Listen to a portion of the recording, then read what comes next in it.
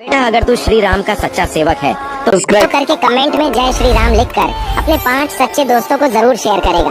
ऐसा करते ही मैं तेरी सारी इच्छा पूरी कर दूंगा।